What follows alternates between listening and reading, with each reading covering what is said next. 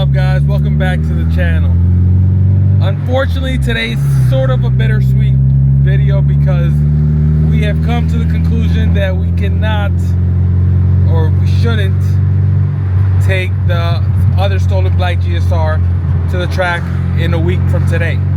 So, as you guys know, or if you haven't known, we have been rebuilding this car all month, trying to get this thing on the ground, running, starting so we could drive it for this track event this week.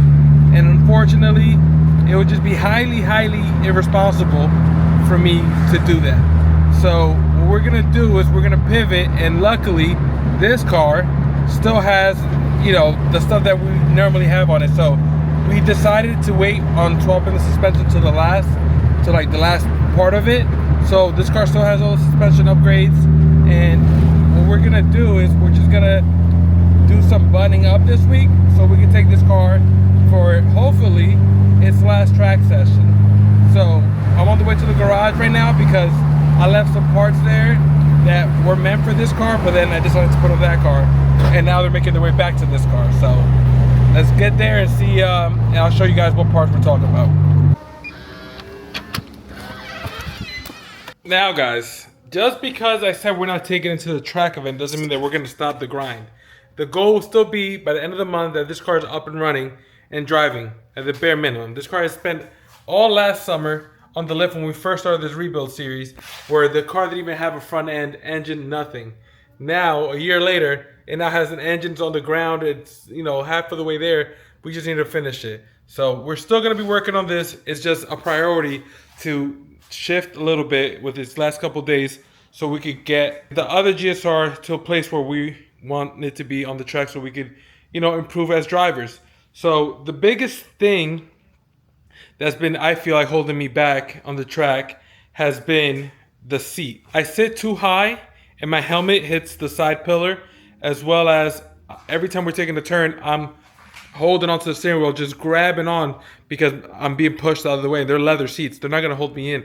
Maybe now that it's hot as hell, you know, maybe with some sweat, I could get some like friction on there, but there's another way to go about this. And if you guys seen in Cousin Gary's video, he has a bucket seat, and I have the same one. But I got a harness with mine, and Cousin Eric came through and gave me a harness bar. Does that fit my car? I don't know. It came off his Mark IV Supra. When I picked it up, I mock fitted it there, and it looked like it was gonna be pretty decent. So I'm hoping it lines up well. But Cousin Gary and I went half and half on a set of these Sparco Grid 2 bucket seats, and these things were a good deal for both of us. I think all in all, I think we're under, I think the whole deal was $1,000 or less. So he drove and picked them up, so he got the cleaner seat. This one has a little bit of wear, but it's a UC, it's expired, it's just for learning. See, he has a little, you know, stuff there, and I think it has something over here too. It's like a little worn here, but actually right there. But I don't really care. Honestly, I couldn't care less. What I care most about is how I fit in this bad boy. And as you guys know, I'm a bit of a big boy.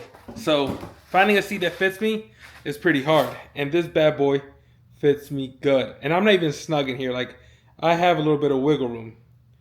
I'm not going to show you guys because that's a little weird. I'm not going to show you guys my hips. But now I have a seat that if I turn, you know, I don't have to worry about like holding on. Like I'm gonna be planted. And then talking about holding on to the steering wheel, I figured we'd put one of these on there.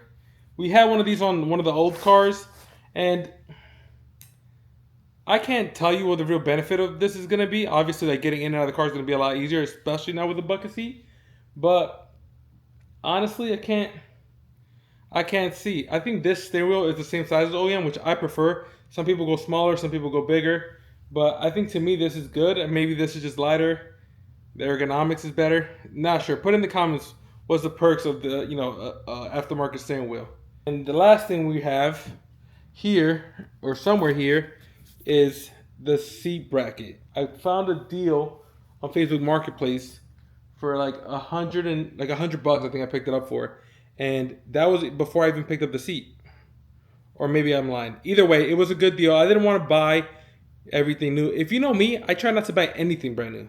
Like obviously, like this, like the stuff I'm buying for this car, the harness was obviously a disaster. The brake lines have been whatever. But like unless it's small minor things like that, brakes is not minor. But you know what I'm saying. I'll buy a new just for the convenience of it. Nobody's gonna buy used brake lines. At least you shouldn't. I wouldn't. So I'd rather pay $50 for stainless steel eBay lines. It does the same difference to me.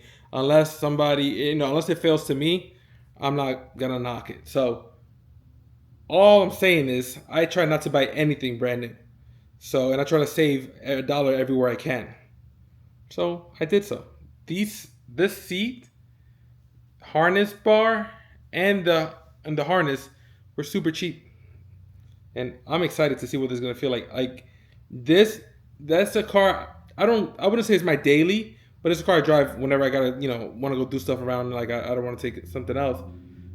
So that's what I drive, and it's pretty comfortable. How is it gonna be in this seat? I'll say that this is not for comfort. I'm comfortable in and out, but if I was to drive this seat 30 minutes home, I'd hate life. But what I'm excited most about, besides me not having to counter pull myself when we're taking turns, is that this should put me low enough in the car where my helmet is no longer hitting the side. So when I'm turning and I turn my head, I could easily do that. And if when I cock back hard, I don't have to worry about banging my head onto that, which is a huge plus. So let me get out of this seat.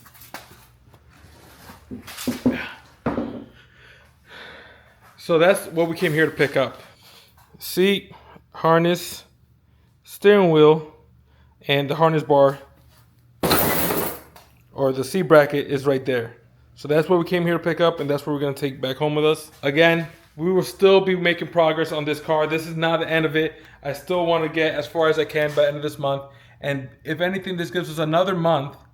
I think the next track day is July 26th. So this gives us another month to really refine this thing. After we get it running, we need to get a tune. We need to get an ECU, which is probably the hardest part why we can't get this thing. Well, I could get a start on my ECU, but it's not. This car has aftermarket injectors, has cams and other nonsense. So this car is going to require more time and money. And like I just said, I like to save money. So I'm looking for a good deal on an S300 or like a chipped ECU that I could go get tuned. But this is going to be going on more than this. But we're going to continue working on this car. So don't lose hope. We're still working on it. And I guess, I don't know if you guys saw this. I'm kind of all over the place because this is kind of a last minute decision, but it's the best decision. It's getting me excited because, to be honest, I was kind of dreading the other day when I made that video and I was like, oh, we need to get this car up and running by Sunday. And then Sunday's here, or Sunday got closer and closer and I realized we were further and further away. I don't want to rush things together, and the last thing I want is to go to the track and just have an awful time. Have the car break down, have the car not make it, spend $100 and not even enjoy my time. Where I have a reliable car outside that I know could turn the laps and is not going to break down on me, and it's proven to work around the track. I'm going to do that and just refine myself as a driver. I'm trying to be the better driver so that when I have a faster car with a bigger engine, I could make better improvements and kind of refine my driving that way. So obviously, one last thing with the seat, I guess it's good to note out, it also came with sparkle brackets. Nonetheless, this was a banging deal. I'm gonna load it up to the car, head back home.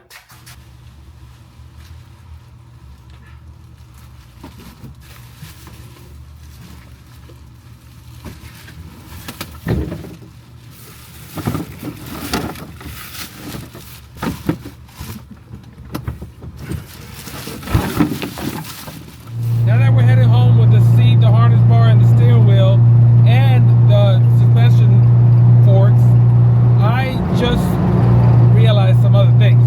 The left rear wheel has a squeaking noise. So I don't know what that is. Hopefully, it's just a brake shield and not a hanging up caliper or something else.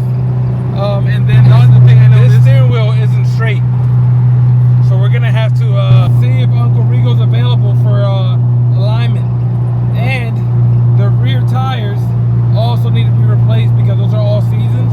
And I would like to get the same tire on all four wheels to see how much that improves my driving experience. So there's a lot to get done this week. Now I'm stressing about this car. But the good thing is that whatever we do to this car is 100% going